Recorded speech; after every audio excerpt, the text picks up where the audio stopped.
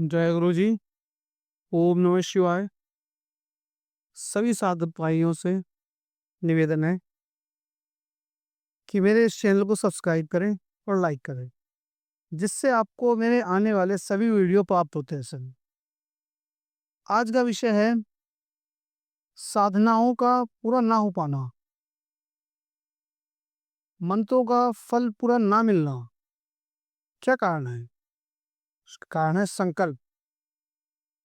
संकल्प कैसे लें, संकल्प की विधि क्या है, आज इसी विषय में जानेंगे। तो आइए बात करते हैं संकल्प पे। संकल्प का विधान क्या होता है? एक तो आपने सुना होगा कि संकल्प होता है, ये संस्कृत में होता है, जिसमें विष्णु विष्णु बोल के एक संकल्प लेते हैं, होता है हिंदी में। तो आज जो बात करेंगे वो हिंदी वाले संकल्प की बात करेंगे। जब हम कोई साधना करते हैं तो हमें देवता को अपना अपना पता, अपना कार्य, कितना जप या पूजन और कितने दिन तक कर रहे हैं और देवता को किस रूप में सिद्ध कर रहे हैं, ये सब बताना एक संकल्प ही क्रिया है। अब आप लोग सोच रहे हैं कि संकल्प इतना जरूरी क्यों है?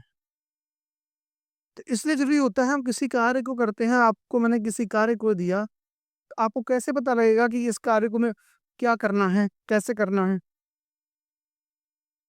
यदि आप संकल्प लेके करते हैं तो उस देव को पता होता है आप ये कार्य अच्छाई के लिए कर रहे हैं, बुराई के लिए कर रहे हैं, इसीलिए संकल्प करना। दूसरा, आपका एक प्रण हो जाता है हमने इतना जाप करना है, तो उस देवता के लिए योगदान आप इतना कर रहे हैं, इसीलिए संकल्प आवश्यक है।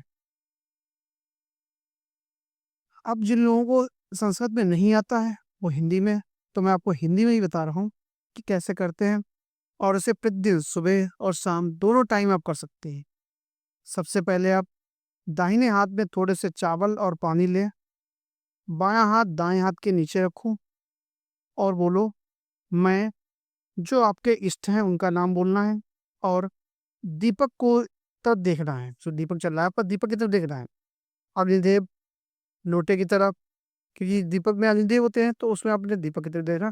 लोटे में जल है तो जलदेव की तरफ देखना है। इनको साक्षी मानकर अमुक जो आपके गुरु हैं उनका नाम लेना है के द्वारा। वो बोलना के द्वारा, जो आपके गुरु हैं उन्होंने आपको दिया दीक्षा या मंत्र दिया है, तो उनके द्वारा अमुक मंत्र, जो आपको मंत्र दे रखा है उस मंत्र का उच्चारण करना है।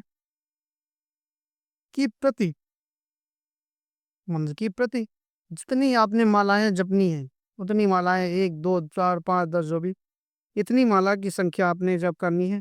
जप कर रहा हूं भगवान शिव मेरा जप संकल्प करें या मेरी मनोकामना पूर्ण करें, ये बोलकर चावल नीचे छोड़ देने हैं।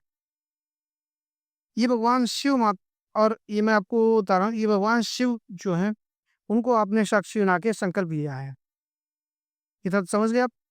अब इसके बाद आपने क्या करना है, ये मैं आपको उदाहरण तो बता रहा हूँ कैसे करना है। ये तो मैंने आपको बता दिया कि आपने ऐसे करना है, जैसे मैं कर रहा हूँ।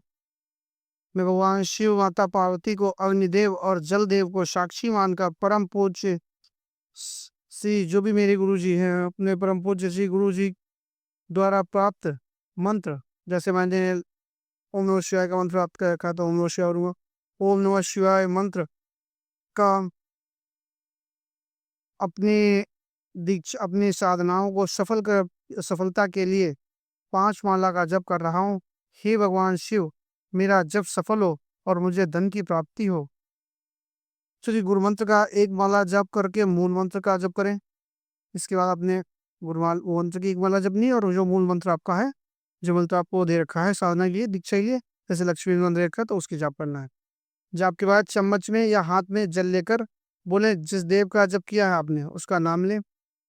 अमुक देव, मैंने जो अमुक गुरु द्वारा प्राप्त मंत्र, जिस गुरु से आपने मंत्र प्राप्त किया है, जितनी मालाएं की है, इतना अमुक इच्छा, अपनी इच्छा बताएं, इस इच्छा के लिए हमने किया है, वह आपको समर्पित करता हूँ, इसे स्वीकार करें और मुझे इच्छा का फल, जो मैंने फल आपके लिए आपको बोला है, वो मेरा इच्छित फल प्रदान करें। ये आपका संकल्प पूरा हुआ।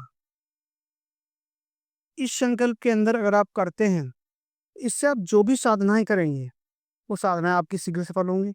क्योंकि आपने देखा इसके अंदर आपने क्या क्या लिया है। इससे पहला आपने जो संकल्प लिया है उसमें आपने अपना नाम पूरा बताया है कि मैं जो भी हूँ, अपने गुरु का नाम कि इन गुरु के, अब इसमें क्या होता है आपकी गुरु की शक्ति भी सम्मिलित हो जाती है कि वो गुरु आपका कैसा है। और आपका गुरु अच्छा है, उसके संकल्प आपने लिया है, तो देव को पता होता है कि इनकी गुरु ने क्या शक्ति दे रखी है, उन गुरु की शक्ति ही से सम्मिलित हो जाती है। दूसरा, आपने कितनी मालाओं का जप करना है, ये मालाओं की संख्या आपने दे दी, तो उससे उसे मालूम होता है इतनी संख्याएं आप टोटल करोगे, 1 लाख जप हो गया, 1.25 लाख जो होगी, 11 मालाएं होंगी, 21 मालाएं होंगी, जितनी आपने कर ली। तीसरा, किसी रूप में स्वीकार करते, जैसे किसी हम परिसाधना करते हैं तो कोई पत्नी रूप में स्वीकार करता है, कोई बहन के रूप में स्वीकार करता है, कोई माता के रूप में स्वीकार करता है, कोई दोस्त के रूप में स्वीकार करता है, कोई देवी के रूप में स्वीकार, ये आपके ऊपर डिपेंड करता है। तो आपने उसी हिसाब से अब उसे मालूम हो जाएगा कि ये हमें इस रूप में स्वीकार कर रहा है। वो किस कार्य के लिए होता है, जैसे तो कार्य आपने बता दिया, तो उसे मालूम होता है ये कार्य हमारे लिए कैसा है, सात्विक है, तामसिक है, अच्छा है, बुरा है। अच्छे कार्य के लिए जल्दी चीजें सिद्ध आती है, बुरे कार्य के लिए जल्दी सिद्ध नहीं होती, साधनाओं में लंबा टाइम लगता है। तो इसकी वजह से ये चीजें अगर आप इस हिसाब से करते हैं तो आपको रिजल्ट इसका अच्छा आता है और शीघ्र आता है।